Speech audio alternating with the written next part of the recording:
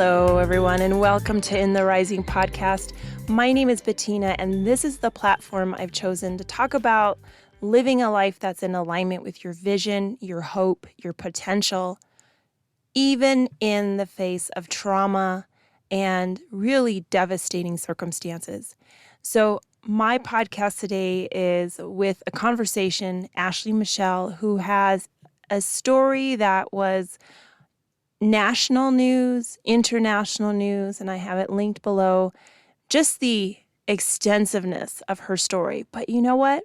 There is so much light in her, and I'm excited for you to hear her testimony today. Thank you so much, Ashley Michelle, for your time today on In the Rising podcast. I really look forward to having this conversation with you today. You are the author of Finding Strength Through Tragedy, which I know a little bit about your story. Do you want to share a little bit so the listeners can know? Sure. So this book is called Finding Strength Through Tragedy, and it's about the healing process after you go through horrific traumas. And my horrific trauma just didn't start in 2016. I believe that trauma has many layering effects. And my first trauma probably started as a child, witnessing my biological dad punch holes in the walls, etc., and being bullied in school. And then in 2016, my life took a different direction for the worst. I was assaulted on a trail while I was running in July. And then in August of 2016, I had my life literally flash before my eyes and didn't think that I was going to make it out alive for a second.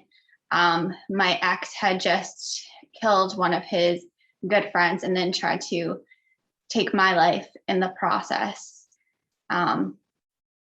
If it weren't for the support of the detectives and everybody else around me, I don't think I'd be where I am today. And then in October of 2016, I also had a suicide attempt where I just wanted all the feelings, all the emotions to stop. It was just too much. It was too overwhelming.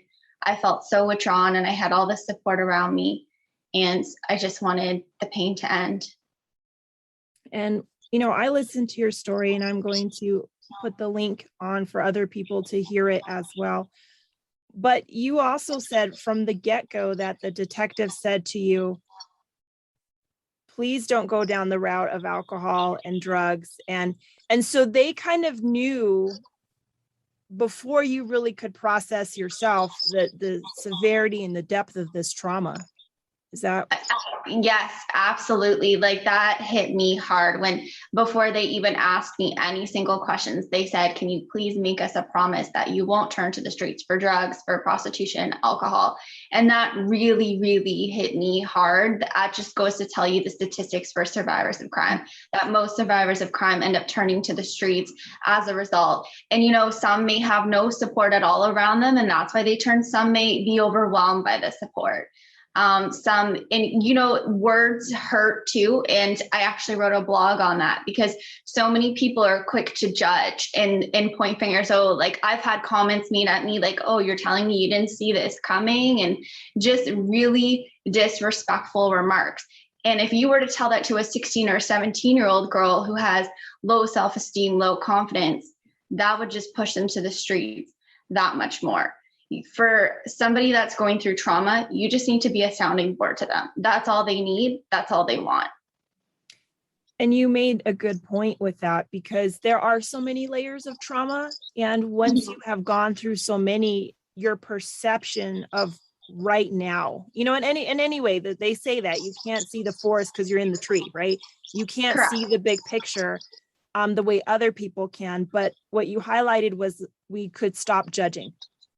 Yes, absolutely. We can stop judging and pointing fingers. Like, people are so quick to judge the homeless people that are on the street saying, oh, they're a drug addict, that's why they're here. Well, no, I believe that there's a reason behind the behavior. People just don't turn to the streets one day and say, I'm going to go and do drugs and be homeless. Who's to say that man on the street just didn't lose his entire home in a fire?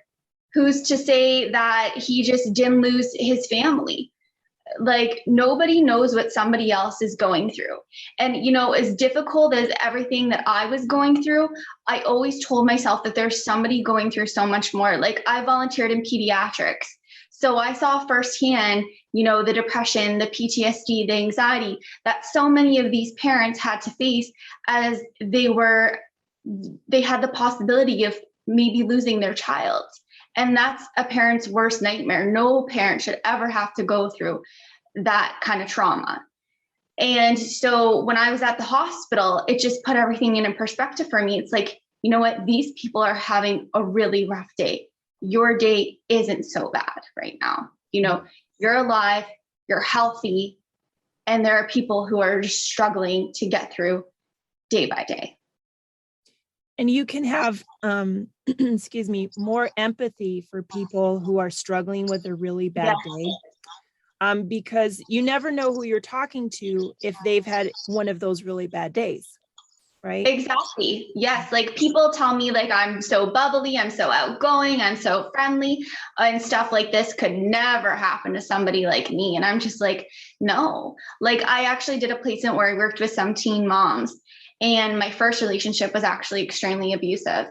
And I told them this, and they're like, oh, you're a college student. Bad things don't happen to you. Like people have this like perception that just because you're happy or you post a picture on social media smiling that your life is just perfection. And that's so not the answer. That's so not the way it actually is. Like some people want to see what they want to see, but you don't know, like behind that smile, was there just tears behind that smile? Like nobody knows what's going on behind closed doors. And yet we're just so quick to judge and so quick to point fingers. Yeah. And the way the emotion with which you're talking, you can definitely tell that this is something that you have had experience a lot of. Oh, I have had a lot of experience in it. Like, oh, why didn't you just leave? Oh, like this is your fault. Like, this is why I didn't help you sign your first lease. Like, that's what I had a parent say to me. Like, this is why I didn't help you out. Like, it's unbelievable. I've had even people be like, oh, well, you're just crazy, like from like going through all this. And I'm just like, no, like that's not what, and these were like family members telling me something like that. So, and people I worked with too were so quick to judge in the past. Like they're like, oh, you're telling us that you didn't see this coming, and all this stuff. And it's just like, no, you don't think somebody's going to do the most horrific thing. Your mind doesn't want to go there. Your mind doesn't want to believe that, So people they really need to watch their comments and really be aware of what they're saying, because it could have such a tremendous impact on somebody else. Mm-hmm. And you mentioned one of the first things you said is some people have a lack of support and some people have an overabundance of support. Correct. So you want to kind of go into both of those, how they can be helpful or harmful? Yeah, sure. So to have no support, you literally feel a low self-esteem, you feel low confidence already. And, if you get easily introduced into a new lifestyle, like that's where you end up like turning to the streets, because you think it's going to solve the problems. It's going to temporarily numb your pain, but it's not going to make the trauma disappear. Getting into drugs, alcohol, or prostitution, you're only harming yourself at the end of the day. And that's why I think it's so vital. Like the police were really good at this, was getting me counseling right away. Like there was no waiting, nothing like that.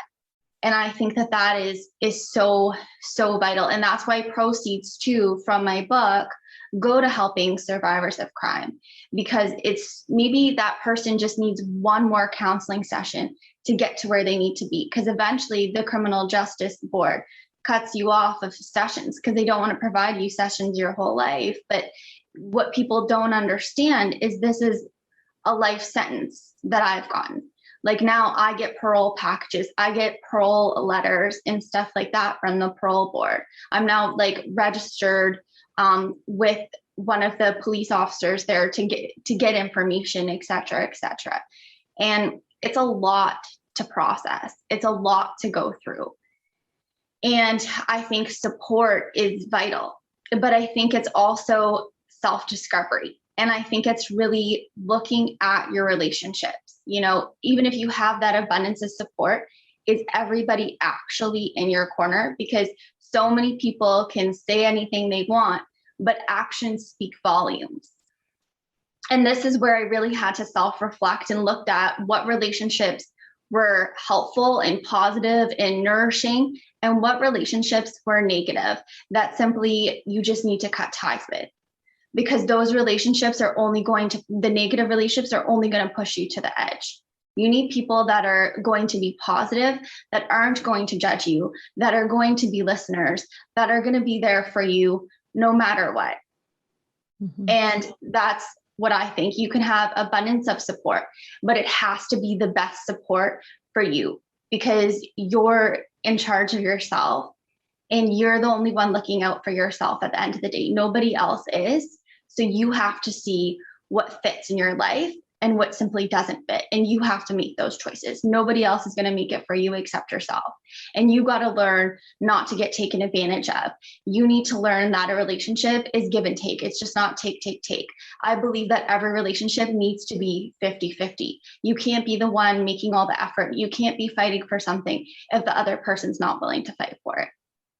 Yeah. And you made a lot of good points, you know, and that giving and taking is not an assignment of the relationship, who gives and who takes, but it is a fluid situation, also dependent on what's going on, right? Sometimes we need to take a little more, sometimes we need to give.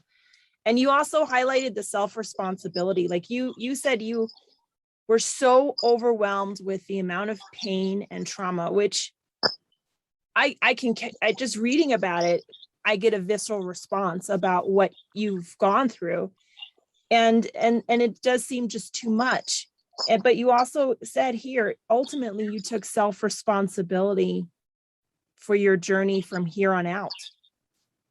You did. Yeah. Like the suicide attempt was like a wake-up call for me. Like I really felt like I was being selfish because I was put in this spot to get justice served, you know, take the stand and to give my statement, to give my testimony. That was my purpose.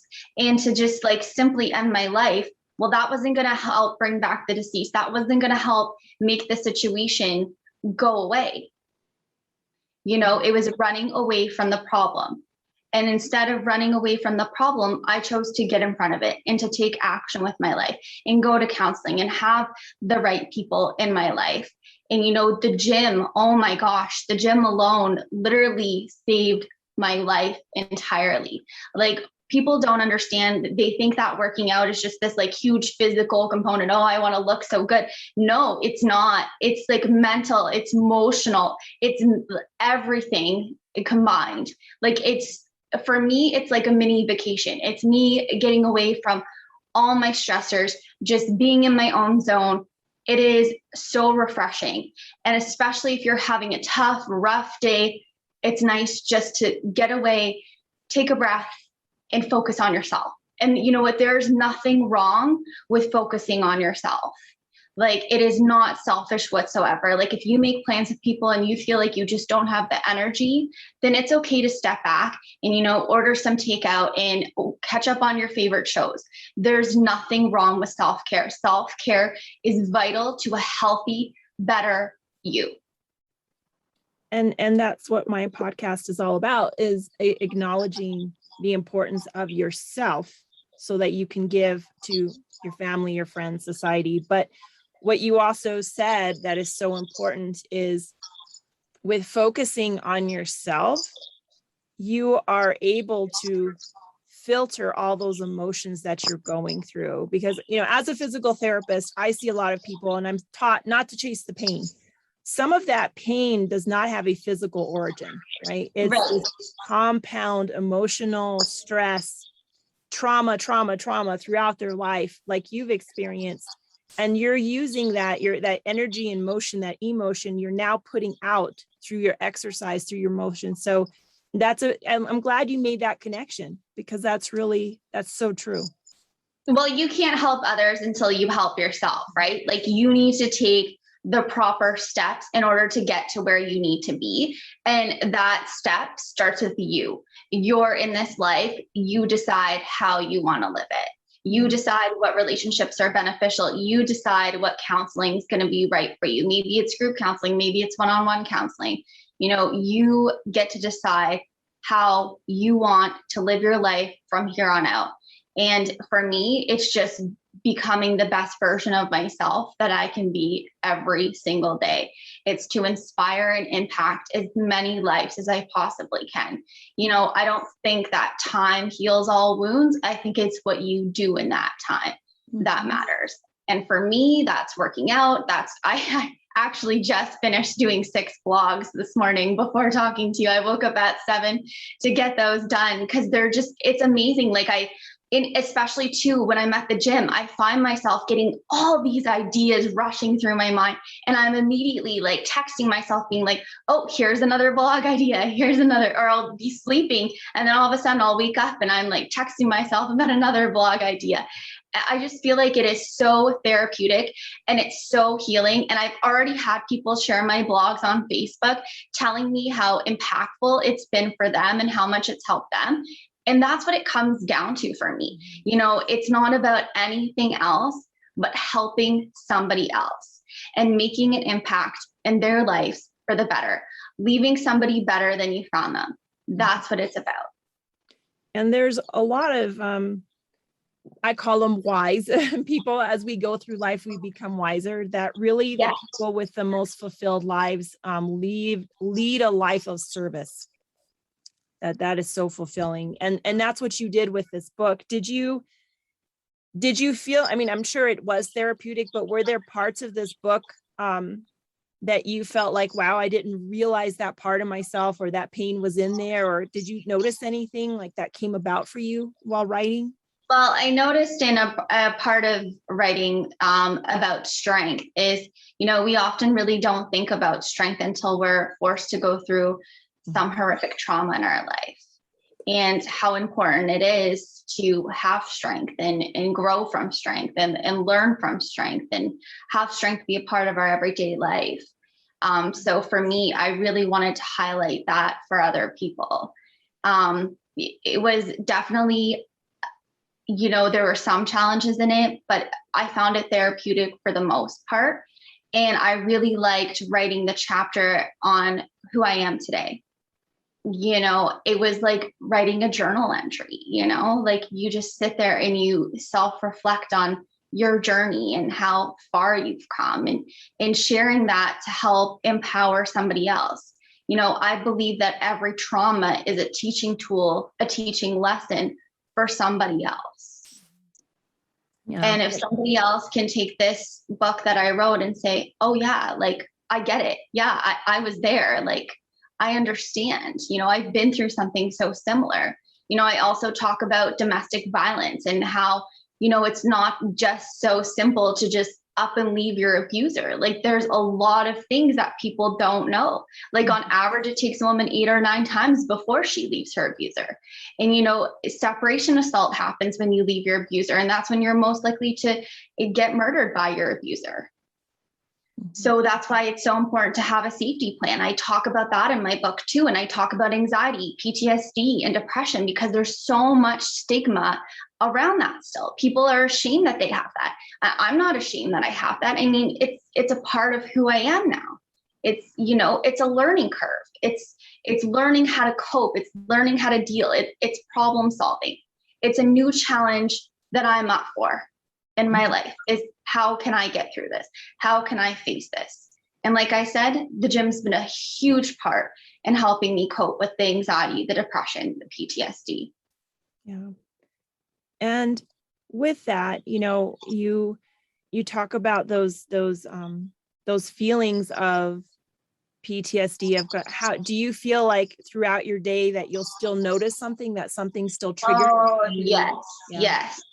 I live in an apartment building, and I was coming up the other side of the steps, and another guy was coming up the other side, and I immediately jumped. I still get jumpy from time to time when I don't know.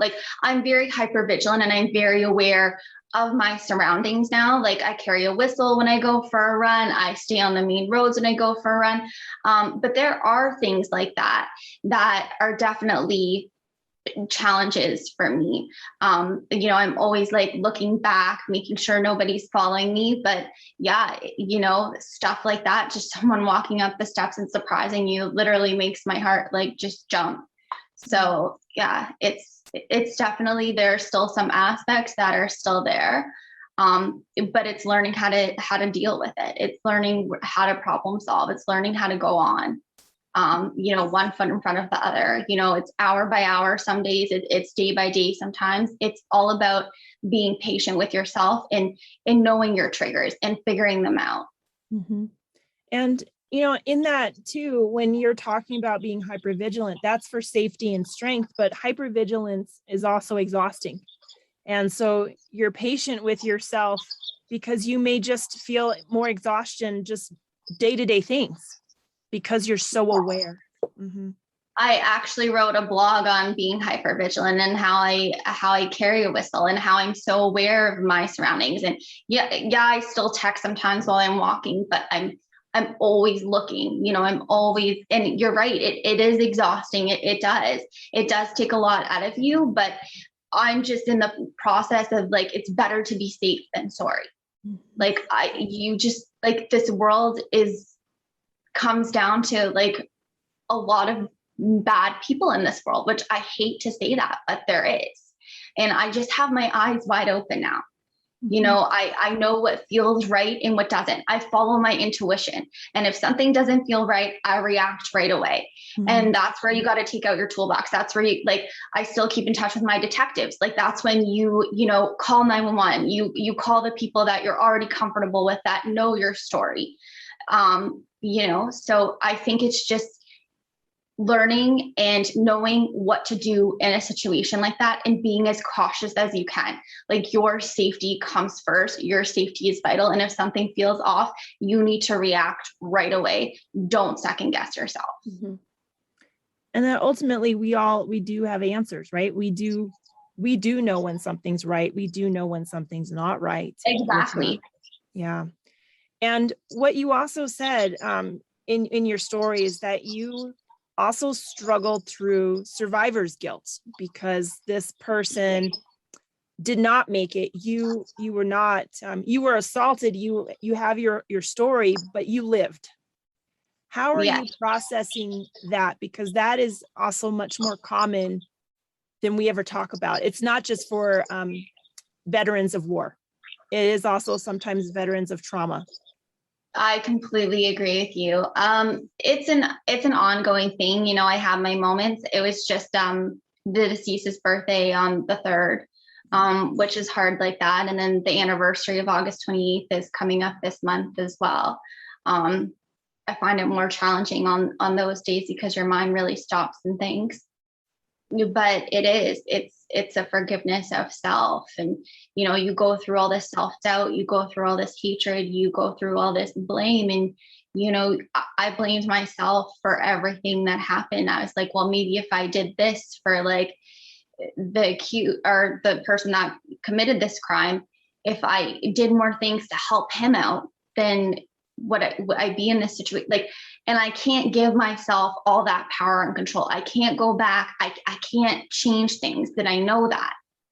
But there's definitely that part where it's really hard and difficult to move on with your life and live your life. You want to live the best life that you can. But when you first go through the trauma, something as simple as just crossing the street, I felt so much guilt. I felt so much guilt for going to the gym, for going to the grocery store. It was just crazy. The most simplest things that you could feel guilty that you got out of a situation and somebody else didn't. That was the biggest part that I had to come face to face with. That's a lot of what my counseling was about, is really trying to process that guilt, because I definitely had a huge survivor's guilt, and it's so real for so many people. And you're right, it's not just veterans that go through it. It's people of trauma, it's survivors of crime, it's survivors of any kind of pain, heartache, and suffering, despair, and hopelessness. and it's tough to battle, but you need to like get ahead of it. You need to address it, because if you just let it build and build, it will eventually just take you out. Mm-hmm. It'll just because you don't look at it or address it doesn't mean it's not doing something, right? We have to Exactly take that. And what I love the cover of your book. It's a little plant growing up. Just describe what drew you to this image for your book. I just thought it really defined strength. This going and seeing a tree and how the tree grows, like it starts off as a seed and then it begins to grow. And it's about rebuilding and restructuring and growing as a person. So it's kind of like, I'm that little seed and then I became this tree that's like ongoing and just keeps growing and keeps healing. And I'm growing along with the tree. Yeah, that's how I look at it. One question I like to ask people, because the podcast name is about in the rising, how you're rising through your life, like your symbolism with the tree. What do you see yourself still rising through? Like what is ahead of you that you're excited about and eager about? I'm so excited to be launching a course. It's called Heal, and to also have a YouTube channel. I'm so excited. Like I talked about before, these blogs, like I love writing them. I sat down and like did the images, did the tags, and it was so fun. Like it doesn't even feel like any amount of work. It just knowing that one piece, that one sentence, that one word could help somebody else or bring so much joy and happiness to my life. Mm-hmm. Like that's all I want at the end of the day. I want to inspire as many individuals as I can. And I want them to know that I believe in them and that, they can and they will get through anything that life throws at them. I'm proud of every single person that has gone through hardship and that is rising above and keeps rising and keeps getting up every single day. Like that takes so much strength alone. Mm-hmm. So I just want to keep on helping and keep sharing my story, keep shining the light on all of these stigmas too around, mental health and people thinking, oh, just because you're happy that you don't have mental health. Like, you have your moments, you have your insecurities, you have your struggles. I mean, we're all human. We're all broken and damaged in some shape, way or other. That's part of our life. That's part of our world. A lot of us now too, we come from broken homes.